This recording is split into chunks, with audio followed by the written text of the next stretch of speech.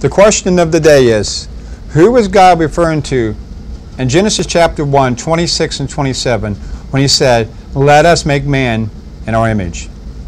Well, let's go with that tonight. Let's start at Genesis chapter 1, 26 and 27. And God said, let us make man in our image, after our likeness, and let them have dominion over the fish of the sea, and over the fowl of the air, and over the cattle, and over all the earth, and over every creeping thing that creepeth upon the earth. So God created man in his own image. In the image of God created he him, male and female, created he them. So we know he was talking to somebody, let us. Now let's go on with this question. Let's go to Job 38 and verse 4. Where wast thou when I laid the foundations of the earth? Declare, if thou hast understanding. In Job we can see that God was the only God to create the foundations of the earth. Let's go to Isaiah 43 and verse 10.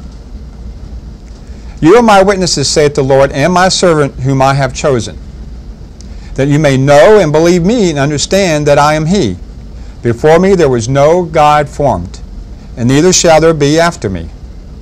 There was no other gods formed before God or after. So in Genesis chapter 1, 26 and 27, God must have been referring to something else besides a God or other gods. Let's go on. Who is God talking to? Isaiah 45 and verse 12. Let's look to the prophet Isaiah to see what he says. I have made the earth and created man upon it. I, even my hands, have stretched out the heavens, and all their host have I commanded.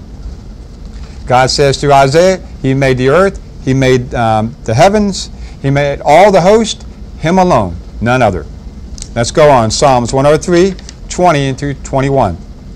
Bless the Lord, ye his angels, that excel in strength, that do his commandments, hearkening unto the voice of his word.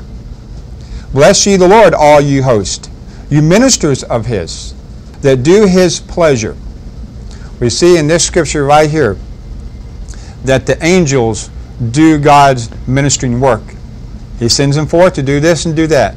So we see God said there was no God before him and no God after him. He made the foundations of the earth. He created all the host. So we see very clearly that God was speaking to no other than the angels that were already created when he said, let us make man in our image.